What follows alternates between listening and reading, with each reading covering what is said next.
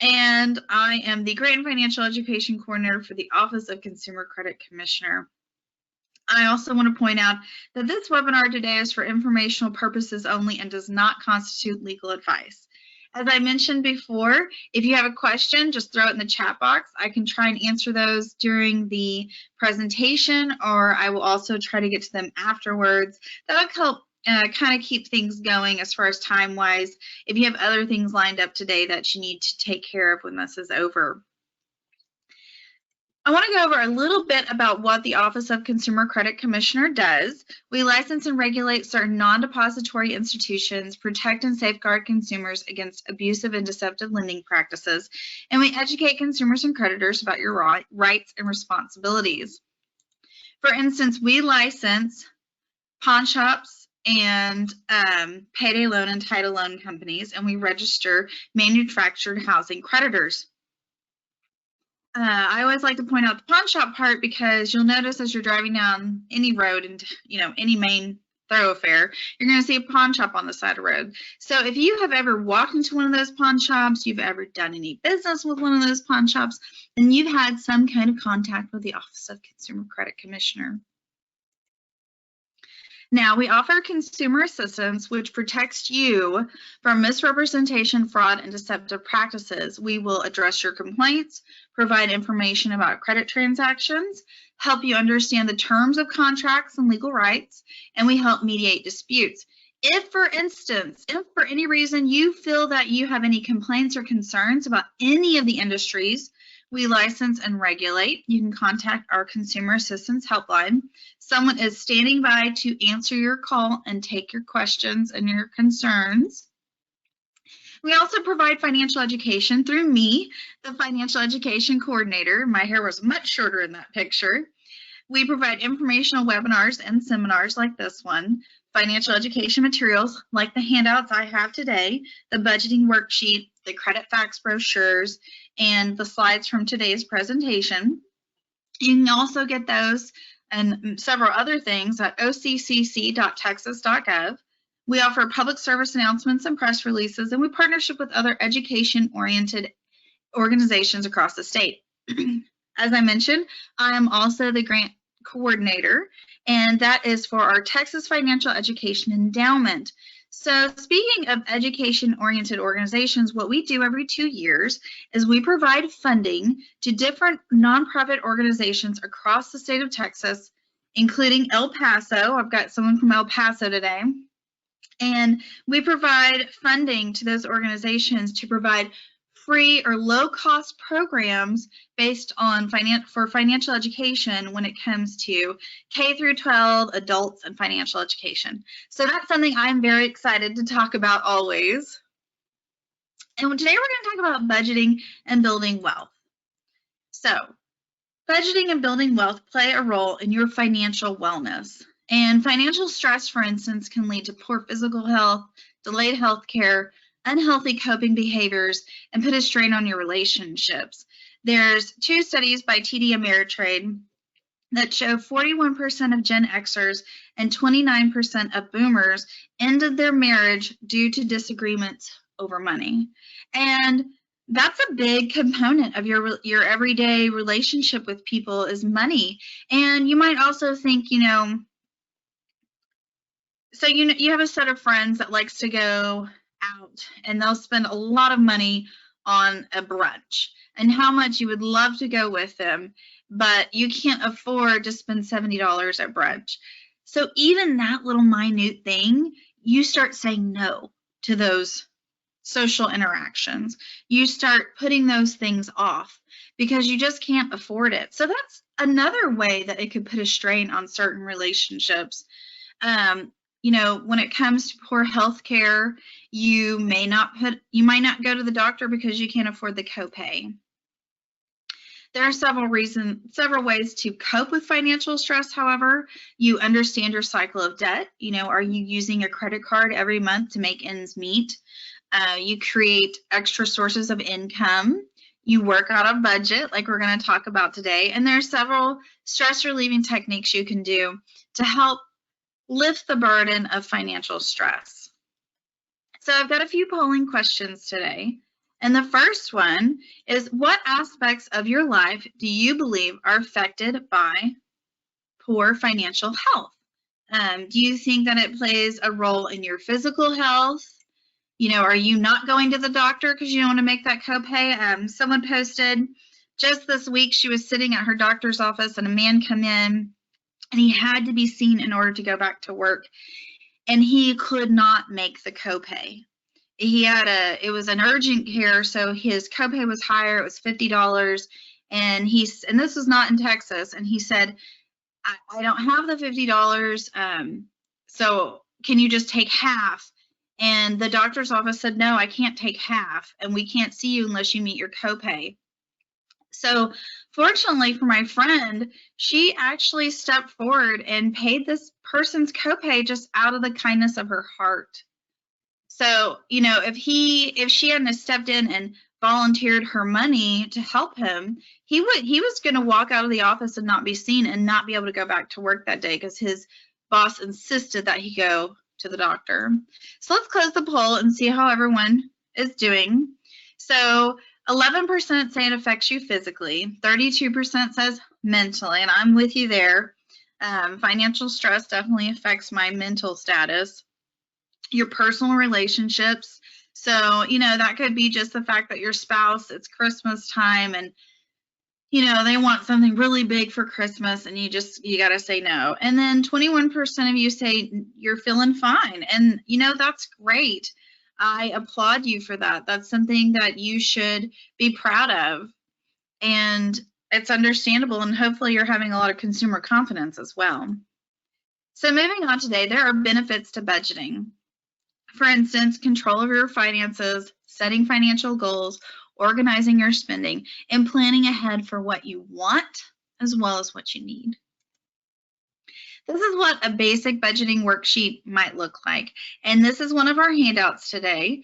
If you cannot download this handout, go ahead and let me know and I can email that to you. You can put it in the question box or I can just get it to you later. At the end of this, I will provide you an email address that you can send questions to if you want more information. And as you'll see in this budget worksheet, there are areas for everything in your life. And the one I have attached is a fillable one, so it's really easy to use. What are different budgeting categories that you need to be looking at as you're building a budget? Housing. Now, this is your rent and your mortgage, and it includes things like your property taxes, your homeowners or renters insurance. Transportation is going to include your car maintenance, your gasoline, your public transportation expenses, and any parking expenses you might have. For a lot of us, maybe those things have been cut in half because of the ongoing pandemic. You're still able to work from home. Utilities, electricity, water, natural gas, trash service, your cell phone, for instance, insurance, health insurance, life insurance, car insurance. I always had to budget my car insurance. Budget categories also can include food, and this is not just what you're spending on groceries. It also incorporates what you're spending when you go to eat out. I know sometimes in my house, I know one weekend we spent a fortune on eating out because mommy was tired and I did not want to spend all weekend cooking. And so you have to budget that though. That might be miscellaneous when you're going to indulge one weekend and spend a little extra on eating out. So you also want to include things like Netflix, your Prime account, your Disney Plus account if you have one right now. Miscellaneous things that are just going to randomly come up during the month. We have some elderly animals that we have to take care of, so that's something we need to budget for. Personal spending, as I mentioned, my hair has grown out. I could probably use a haircut. Saving, make sure you're paying yourself first, and that's really important when we're going to talk about building wealth later. And any charitable causes that you like to donate to. So another question this morning is, which monthly expenses do you already budget? And you might say, oh, this is an easy one. Of course, I think about my rent. Of course, I pay my childcare, my car payment. Well, if you're not budgeting, you may not be thinking about any of these.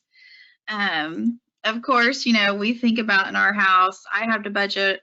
Insurance comes out, health insurance for both my husband and I comes out, that comes out through work. I work for the state, he works for the city. And so that part of it we don't have to worry about. But, car insurance, for instance, that comes out on the 1st. I know for me working for the state, I get paid on the 1st, and that was a little tricky. There was an instance where they had messed up and taken it early and not on the 1st. And so I was like, it caused some budgeting issues because I'm really dependent on, that lining up with the 1st of the month. So let's see how everyone's doing this morning. It looks like a good majority of you are budgeting for your mortgage, your insurance, and your car payment, which those are all really important because guess what? You need your car in order to get to work, in order to pay your mortgage. So those things all go together. How do you know how much to put in each of these categories? Oh, someone says they have no sound. Anyone else have a problem with sound right now? Can anyone?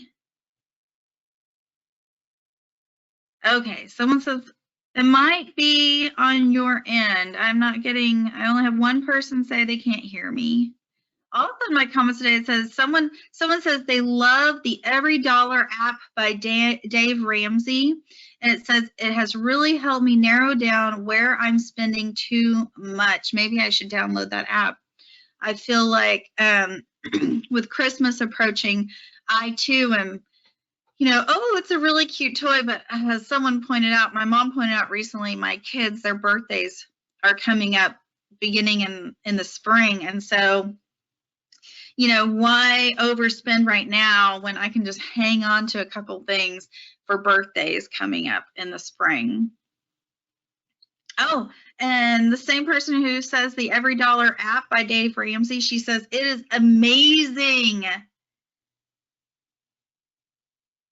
Someone said that when it comes to sound, they logged out and that helped them get back in. Another person says, we have a Christmas club account at a different bank and it has helped cover Thanksgiving dinner. Oh, I like that kind of, a savings account just for Christmas. That's a good idea, especially when we're approaching the holidays. That's a really good idea. So let's focus on what to put, how much to put in each category. So what you're going to be doing, and right now there's an exception to the rule. We are doing a lot of Christmas shopping right now. You might be spending a little extra in different categories, but what you want to do before you start a budget is review your receipts, your credit card and bank statements to see what you are spending in these categories on a regular basis. So a regular basis. I really like the idea of a Christmas account or a holiday spending account if you don't want to label it as Christmas. And then that way you are, you're setting that extra money aside and you can, a friend of mine, a little bit later on, I'll tell you what she does when it comes to Christmas presents and one way to kind of help the budget and spending. So what you want to do is you want to gather all your fixed monthly bills and calculate the total. Monthly fixed bills are expenses that don't change on a monthly basis. So, like your mortgage, your car payment, your car insurance, student loans, if you need to factor those in. That's another one to always keep in the back of your mind. Estimate your variable monthly bills, so your personal spending, your entertainment, your miscellaneous, and your food. And you want to track this first, then budget. So maybe a month before, so we're going to get through Christmas and we're going to get through the holidays, and maybe starting in January, look at what you're spending on the regular and put that into a budget starting in February. This is a good idea, budgeting, to have for a, the New Year's resolution. Maybe instead of, focusing on, a lot of people will focus on losing weight and getting healthy, get financially healthy in the new year. Plan this as one of your New Year's resolutions to sit down and start a budget. That'd be a good one. So how much do you think you spend on extras? And I know it's a little tricky right now with Christmas. I'm probably somewhere, sadly enough, between 40 and 60%. Um, we go, oh, and we throw things in the Amazon cart. Both of us, my spouse and I have to go, oh, do we really need this right now? And a lot of things that we've been putting in there, I go, oh, let's hold that for Christmas. If I'm ordering a couple new shirts for the kids, instead of, if they don't necessarily need it right at this moment, I'm putting it away and I'm going to put it away for Christmas because I like to have a lot of presents under the tree. And maybe you don't celebrate Christmas, but you celebrate other holidays. And so you're still packing away those presents that are coming for all those traditions that are right around this year. So let's see how it looks like everyone is stacking up around 40%. And I'd say that's probably good because your extras are going to include, extras not only include just your, gifts and extra spending and miscellaneous, it also includes your haircuts. It's going to include, the things that you're not planning for necessarily when things come up. Those are going to also fall into your extras. So let's talk about different budgeting techniques. So there is budgeting percentages. There's the 50-20-30 and the 80-20 and the zero-based budgeting. I fall probably between the 80-20 and the zero-based budgeting, and I probably lean more towards zero-based because I need to see where every single dollar is going. And if you have a certain technique that you like to use for budgeting, you can go ahead and throw that in the chat box, and I can mention that, and maybe that'll be helpful for someone else. So you see with the percentages, you've got 25 to 30%, transportation 10 to 15%, utilities, insurance, food. And then on the other side of my little graph here, we've got your entertainment, miscellaneous, personal spending, savings, and giving. And those are going to be a lot less than the ones on the other side of the board. Someone said the every dollar is a zero-based budget, which is what they need, and what they needed to help them. Yes, see, and I agree. I like the zero-based budgeting. That really helps me stay focused. So in all these different categories, and keep in mind, if you do have a student loan, you're going to have to account for that when you're doing your budget as well. The 50-30-20 technique, you're going to take 3 different categories. So 50% for your needs, so your mortgage, your car payment, things like that. 30% for your wants, so your miscellaneous spending, your extras, such as, I need a haircut, and 20% for savings and debt repayment. So when we're talking about savings on the next one, the 80-20, that also includes the debt repayment. So when you're stacking away stuff and paying off debt, that's also considered savings, because as you are paying down that debt, you, on the other side of the coin, are saving yourself money by getting rid of the debt. So the 80-20 budget is a simplified version of the 50-30-20. And what you do is 20% goes to savings and debt, and then 80% goes to everything else. And so that could kind of be easier for some people if they don't want to have to break things down. Then, of course, the zero-based budgeting, and as I mentioned, that's kind of my cup of tea. You're going to balance your income and your expenses, and every dollar has a purpose. It's the same idea as the envelope method. That's an older technique where you actually use envelopes and you put the money you spend in every category in those envelopes, and that's what you spend, and what you have left over is what you have left over.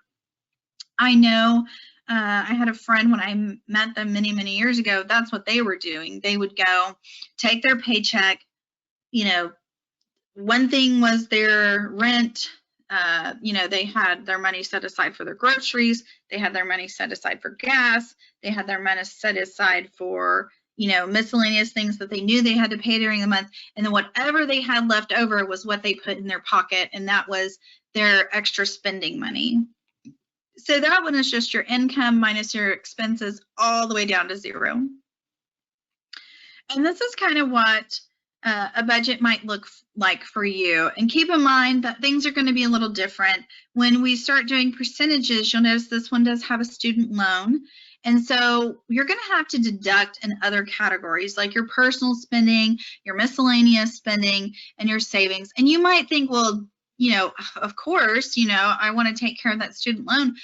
But for some, if you're not already budgeting, you don't necessarily realize how much you are throwing into those other categories every month, and you're coming up short. And you don't want to come up short on your mortgage, your car payment, your utilities, your student loan, for instance. But tightening those purse strings in those other categories might be more complicated if, for instance, like I mentioned in the beginning, you have friends who run out and spend a lot of money. You know, they want to go to dinner every week, or they want to go to brunch every week, and they don't think anything of, you know, just spending a lot of money when they go and do this, and you're just going to have to say no. And that's true for a lot of other things, is you're just going to have to learn to say no to yourself and to other people. So using that same budget that we just saw, this is what it might look like with the 50, 30, 20 and the 80, 20. And you'll see that it's not perfect, you know, needs 52%, wants 25%, savings and debt 23%. So it's not a perfect 50, 20, 30, but it's close. Then you've got the 80, 20. Well, it's 77% and 23%. So it's not perfect, but it's close. And so when you are looking at your different things that you need to budget and account for, that's what you're going to do. Do not stress and put yourself into another financial stressor by trying to get it perfect. It's not perfect. It's not perfect science. You just need to kind of try to be as close as possible. Don't put that extra burden on yourself when you're filling out a budget that it has to be perfect, okay? So when we're talking about budgeting, we're also talking about debt repayment. That's a big thing when it comes to budgeting, when it comes to your credit, when it comes to anything that has to do with your financial picture, is you're going to have debt repayment. This one, for instance, is called the debt snowball. And what you do here is you're going to pay the minimum payment on everything and the extra to the smallest balance. So what that means is that you might have 3 credit cards, and you're going to pay the minimum on everything, but the one that has the smallest balance, regardless of its interest rate, is what you're going to start throwing that extra money at and getting paid down. Then there's the debt avalanche. What this means is you're going to pay the minimum payment on everything, and then any extra goes the highest interest rate.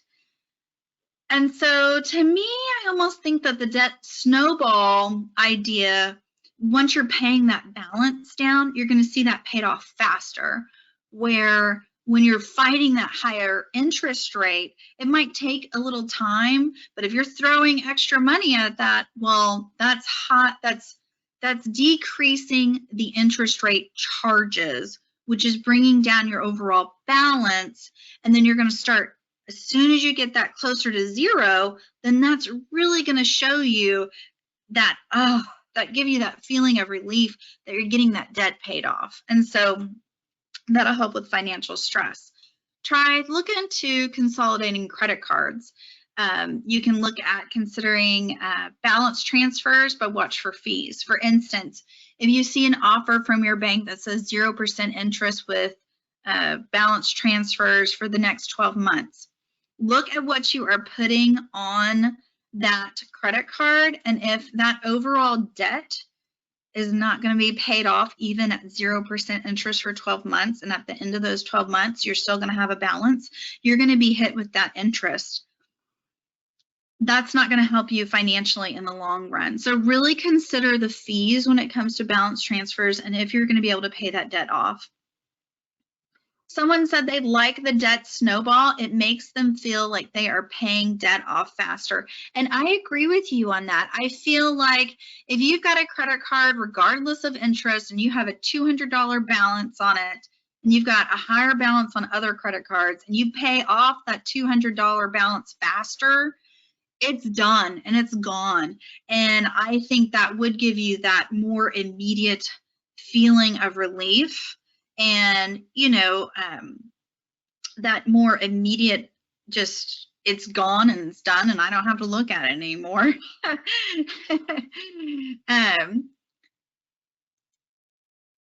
It is definitely a motivation to keep going. I agree with you on that one. That's what someone else just said. If you haven't already stopped using credit cards or other debt to finance your living expenses, you should stop. So if the end of the month is coming and you're whipping out that credit card to pay off things or pay for gasoline because you need to, not because you're just using the credit card once a month to kind of keep it open and paying it off at the end of the month or paying it off when it's due. When you're using those credit cards or other debt to finance your living expenses and you keep doing it every month, make a budget. See where your shortfall is when it comes to your income and your output. Like I said this month, I feel like I've already overspent because the holidays are approaching and I want my tree to have all these presents underneath it and look really cute. But then I go, oh, I got to wrangle this in. This is getting a little crazy. My kids are young. They don't need everything under the sun. Where can I find the best deals? And then they've got birthdays coming. So it's not necessary to put that kind of strain on me. Also, one of the things I stopped doing, speaking of the holidays, and I know some people still do this, making a list of people that you feel obligated to get them a gift. If you are just buying something for the sake of buying something so that someone can have a present, and it's not necessarily like something they need or want, don't put them on the list and don't make the list. I have, and this is probably odd to people, I buy gifts for people when I see something that reminds me of them and I know they will appreciate. And that's the same for my spouse. That's the same for my parents, my brother, anyone in my circle. Recently in October, I bought the Scentsy warmer for someone. It was a Nightmare Before Christmas, and they had it on sale. And it was really cute. And this person loves Nightmare Before Christmas. Well, her birthday is in April, and it wasn't the holidays, and I'm probably not sending her anything for Christmas. But when I saw this, I thought of her, and that just kind of counts. I could have held on to it and given it to her later for the holidays or saved it for her birthday.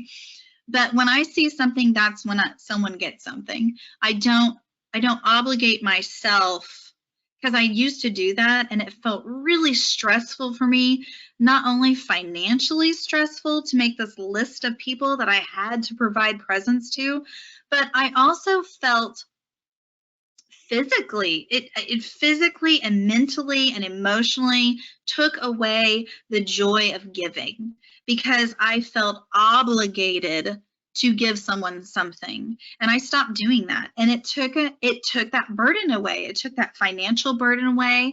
It took that emotional and mental stress of going out and finding something for someone. So that's another way. Don't overspend. Allocate extra money to debt repayment. So if you have an extra job, if there's someone in the house and they're working full time, but they're not contributing to expenses, ask them to start contributing. Or you might need to get a part-time job to help with those expenses and help pay down that debt. Or, take from those different categories that we just talked about and really lessen as much as you can in those categories. Ask for lower interest rates. It doesn't hurt to ask. You might just had a good chuckle at that last one, or spit your coffee all over your laptop. there is a good chance it doesn't hurt to ask. So just, call your bank, call your credit card companies, call your loans, call all of them and say, look, I am paying my bills on time. I am paying you every month. Is there any way you can work with me? And you know what? If they laugh in your face, if they give you a dead no, then maybe, especially, we talked about consolidating credit cards, find another bank or another credit card that has a lower interest rate, that is more willing to work with you. Look over the fine print, look over the contract, call the Office of Consumer Credit Commissioner, have them walk through the contract with you before you agree to any terms of financing, and try to get those lower interest rates so you can start paying your debt down faster and get out of that cycle of debt. Now, we want to talk about suggestions for increasing income. If you've got any suggestions this morning, go ahead and share those with the group, and I will pass that information along to all of us. But one thing you want to do is check your paycheck for deductions. Do you have optional deductions you could eliminate? For instance, I know someone who withholds just an extra $20 towards taxes every month or every paycheck. And are your tax withholdings appropriate? So is it right? Are you having too much taken out? Are you having too little taken out so that when tax time comes around, you're having to pay a huge tax bill? So make sure your tax withholdings are correct. If you're having too much taken out, that can really affect you on the monthly basis paying your bills. So just verify that that's all good. Are all members of your household who can work and are working chipping in to make things easier? That covers groceries and that covers rent. And even if it's just an extra $50 a month to those items, that's really helpful. Do you have a talent where you can increase your income, like sewing or crafting? I, for one, have been making masks off and on because I'm crafty and I like to sew. So that's something that's kind of brought in a little extra money, and I just put that in a separate savings account that's not attached to my working bank account, as I like to call it. Do you qualify for any government benefits, for instance? Can you get a part-time job? Maybe you consider selling things that you don't need around the house. I, for one, I've been working from home this whole time, and I look around and I go, oh, do I really need that? And I drop it on Facebook. That's how I'm getting rid of, I do Facebook Marketplace. I have been getting rid of my children's stuff as they outgrow it like crazy. And that's also where I've been saving money. I had a friend post recently, 3T boys clothing.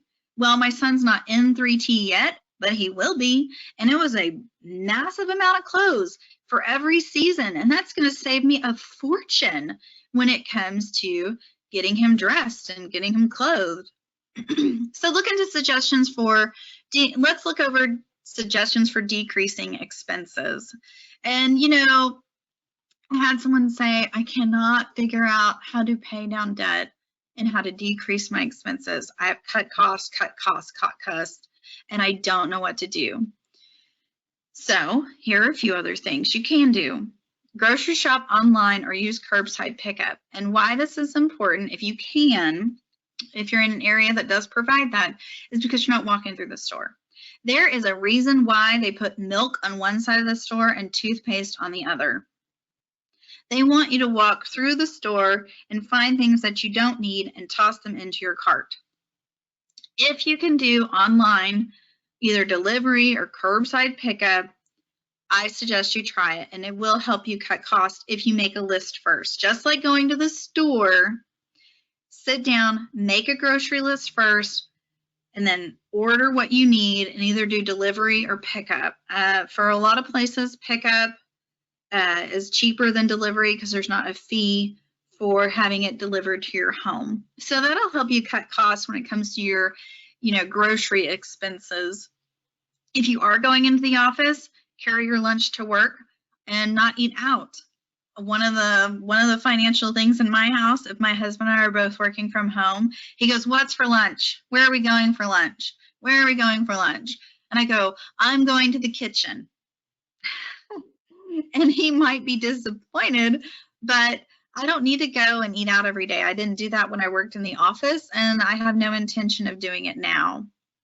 Entertain at home if you can, and that includes, like your Netflix, that includes your Disney Prime, that includes, there's Hulu, there's the Peacock, there's all these different things that you could do at home, or pull out a board game. I just bought a new puzzle, and I will tell you, tonight after my children go to bed, I am looking forward to opening up my new puzzle and starting my new puzzle. Someone says they use the Ibotta app to help get money back. Oh, I've seen that. She says, I let it accrue for a year and cash out in December. This year, she's getting almost $200 that I will be cashing out for extra cash since I started in 2014. Wow, she's earned over $1,000 just by using the Ibotta app. So that is one way. There's different, Rakuten, that's another one. One of those, I used to do Ebates, and I think Rakuten is Ebates now. So that's another way, like when you're shopping online, using apps like that to help give you money back. That's just a real easy way to just earn a little cash or get your money back at least. Shop at the end of the season.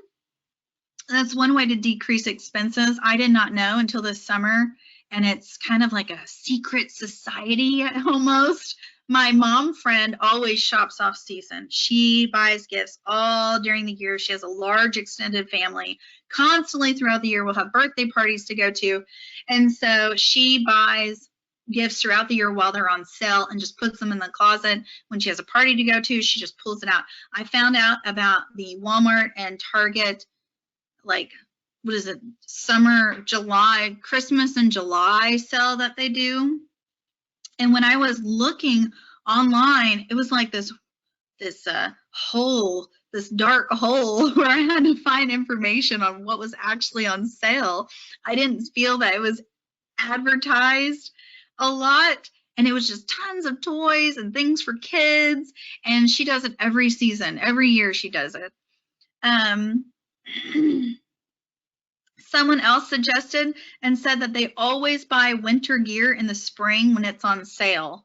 And that's a great idea, especially here in this part of Texas where I am in Austin. You can get summer stuff here year round. I think you can still go to Target right now and buy a swimsuit. So it's really hard to get like summer stuff on sale, but winter coats, definitely. Spring and summer, that's definitely a good time to start looking for those winter items. And those are your big ticket items, when it comes to your clothing, especially winter coats. Those tend to be more expensive than items that you're going to need in the summer. Carpool if you can. If you need to go to the office and you've got someone who just lives a few neighborhoods over, carpool with them. That's a great way to decrease your expenses. You also want to, and this one is a little bit harder for some, reduce spending in categories that are not necessities, like housekeeping services, club memberships. Consider donating your time instead of money. Cut extra things like your cable channels. I don't even do cable anymore. And you can always add those things back later if you need them. So, and that's important to think of, is especially right now, there are lots of things you could probably cut back on that you're not even able to use. So and you can always restart it later. I know, especially with the New Year's resolutions starting off in 2021, if you've been holding onto your gym membership because you don't want to face, the fee of restarting it, always remember that the new year is starting and gyms always offer a discount for joining. And hopefully we will all get out of this pandemic together. Someone said, when you buy clothes or items, look around your home for things to donate or let go of. That helped me realize you don't need to buy as much. That's a good thing to do. Make sure that you're not just filling up the space. I make, before we go to the hardware store to buy anything, I'm like, are we sure we don't have this already? You know, because you'll just kind of throw it in the toolbox or throw it in some other bag and you forget that it's there.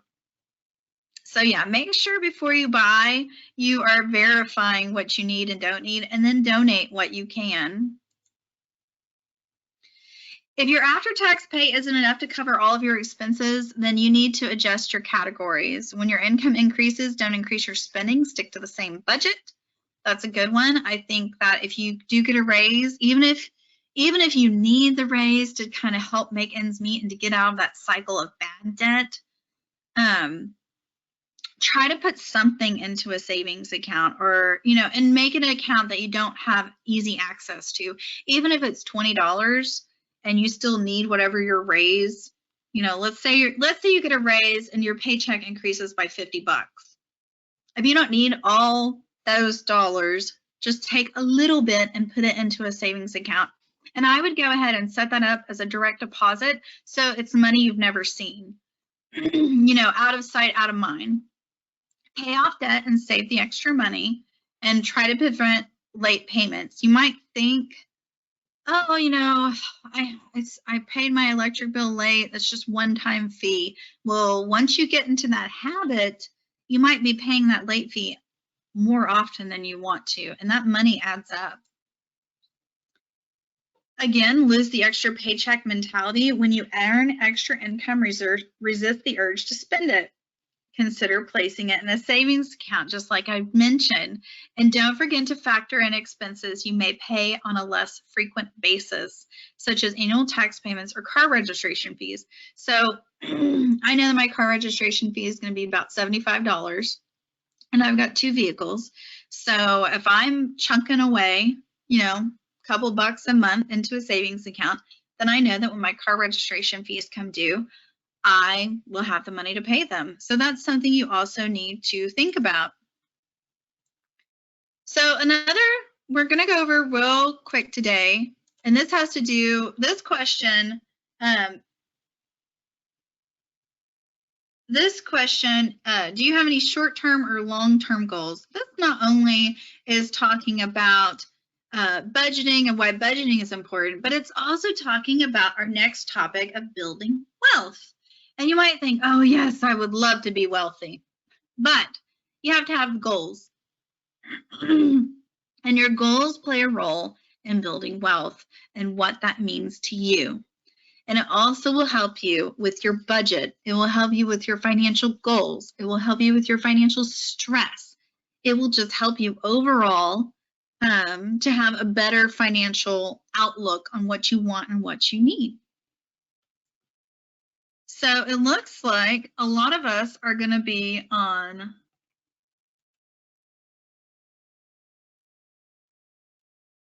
someone mentioned that unfortunately savings accounts pay little interest these days.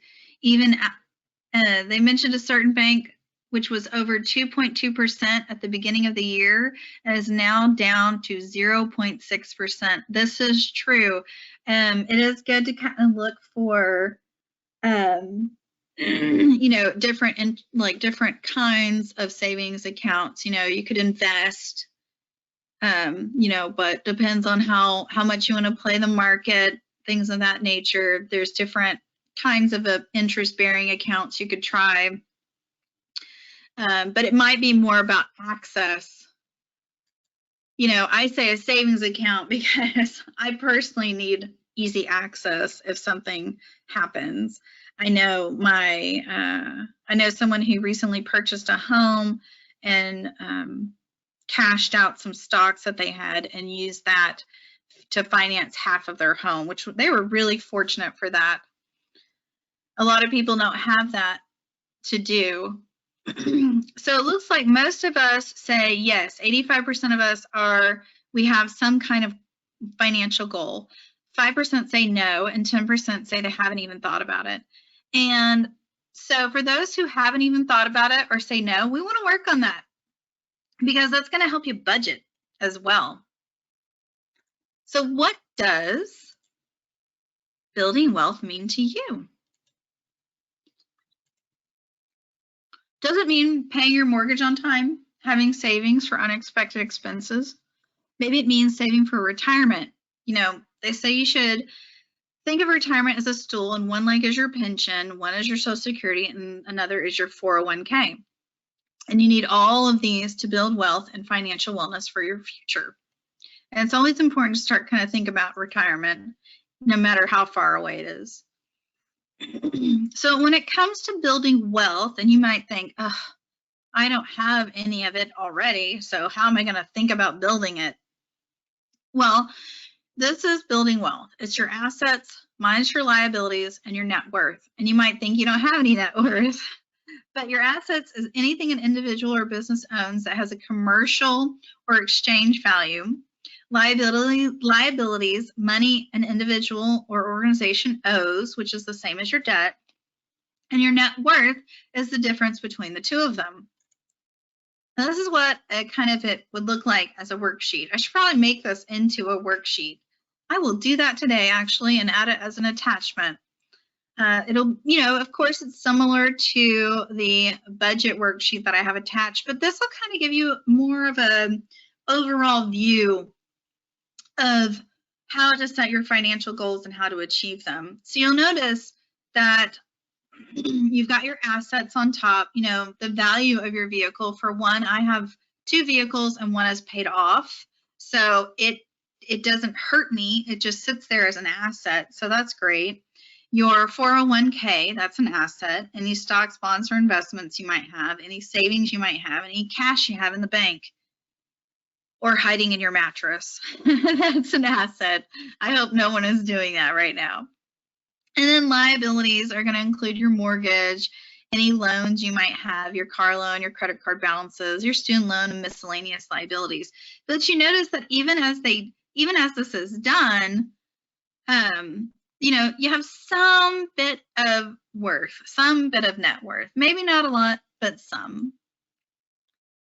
And so you also, when it comes to building wealth, you want to look at your goals. Do you have short-term, intermediate, or long-term goals? Short-term goals are going to take less than a year, and maybe that's an emergency savings account, maybe something that you can do small household repairs, and that includes the fact that I need to redo my sink, maybe a weekend getaway. Intermediate goals are going to take 1 to 4 years, and that's going to include a down payment on your vehicle, extended vacation, any major home repairs. And then long-term goals take 4 years or longer, such as a down payment on a house, buying a new car, or possibly a boat or retirement. I would love to buy a boat, even though I don't like to get in the water. So when it comes to this, you need to budget, you need to set goals, and then you can build wealth, regardless of what that means to you. It doesn't mean having the fancy house and the fancy cars. I mean, for some it might, but it might mean easily buying a new cell phone. And one thing you need to do when you're thinking about your goals is you want to achieve your financial goals. And how do you do that? You physically need to write them down and make them visible. Be specific and make them achievable. And that's really important. And making them physically writing them down somewhere and posting them somewhere that you'll see. When I turn this way, I'm looking at my door, and I actually have, I have a budget kind of outlined there, and I have my financial goals. So it's right by a door that I'm going to walk past every single day and see the things that I need or want, especially what I want, like a new deck on the back of the house. You need to write down how much it's going to cost, and not just financially cost. Consider your support system and the sacrifices that might be necessary in order to achieve your financial goals. So that means the big no word might come into your life, because you're going to have to say no. You're going to have to say no to yourself. You're going to have to say no to other people when you have other goals that are greater than the tiny things right now. You want to communicate and rank your goals and share them with your family members. If you have a financial goal, but no one else knows your goal, they may not understand why you don't want to go to lunch every day or go out to the movies or, do a number of other things that just financially you don't want to spend the money on. Establish a timeline. Use this to determine the monetary line item in your budget. For example, if your goal is to save $1,000 for a new car down payment over the next 18 months, you need to set aside about $56 a month, okay? And then you'll have $1,000, roughly $1,000 towards a car payment or a new down payment on a car. And so what is that? That is eating out. That is dinner for 4. Well, in my house, it's probably 1.5 times eating out, because my children are little, so they don't eat that much. Or is it, cutting out a trip to Starbucks? Is it cutting out some other kind of fancy, your little go-to thing that you don't think anything of, but it really just adds up? Be flexible and keep your eye on the prize. You may have to reset or compromise, and a setback does not mean you are not successful. What this means is, don't let setting financial goals add to your financial stress. The point is to have something to look forward to. So as you are paying down debt, you're getting out of your financial hole, and you're building a budget, you have these financial goals to look forward to something.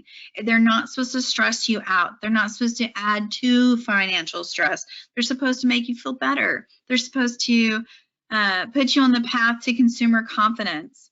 For instance, I know exactly where I stand financially, and when we bought a car, we needed to upgrade and get a bigger vehicle because our children aren't getting smaller.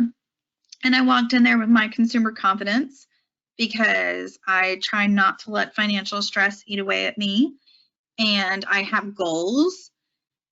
And I walked in there and I said, this is what you're going to do for me, and this is what I want, and go make it happen.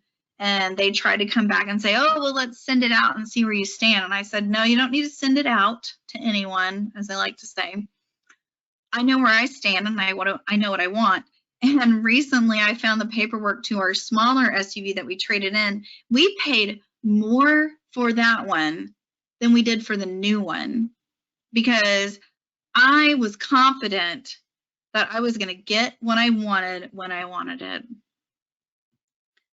And hopefully building a budget will help you also gain that consumer confidence. And next week, I'm going to talk about credit. And that also talks about your credit report, your credit score, things like that. And that's another thing that adds to your consumer confidence and knowing where you stand. So budgeting can help you do more than just figure out your bills. It can ease the impulse to cash crunch. So, running out of money, or, using your credit card to make ends meet. It'll save you money. It'll heal your credit score. Yes, budgeting will help your credit. And it saves you time and stress, and it helps you take control of your finances. And that's where the consumer confidence comes in. And that makes you feel great. I'm just going to let you know that when you walk out the door to go make a major purchase, and you know that your budget can take it, you know that your credit score and your credit report is awesome, and that financially you have the means to make it happen. And when someone comes back to you and they want to haggle with you and they want to try to sell you on something you don't need, and you can just say, no, I'm good. It makes you feel really good to have that control over your finances, and to be financially fit and financially well enough to say, this is what I want and this is what I need. So we're going to wrap things up today. And again, my name is Andrea Johnson. I'm the Grant and Financial Education Coordinator for the Office of Consumer Credit Commissioner. If you need any of the handouts that I have today, if you just want to send me a question that you didn't get answered today, you can go ahead and email financial-education@occc.texas.gov. You can also follow us on Facebook at Texas Financial Education Endowment, or on Twitter at Financial Ed Texas. I post the webinars there There also will be a video to this webinar. If you would like that link, just let me know and I can send that to you via email. And there will be a short survey after this with a few questions. I love your feedback. Please let me know what you think. And I hope everyone had a great holiday weekend last week and was able to spend some time just taking care of yourself, even if you couldn't spend it with others. And I hope everyone has a great day today, okay? Go out and be financially fit. Bye, everyone.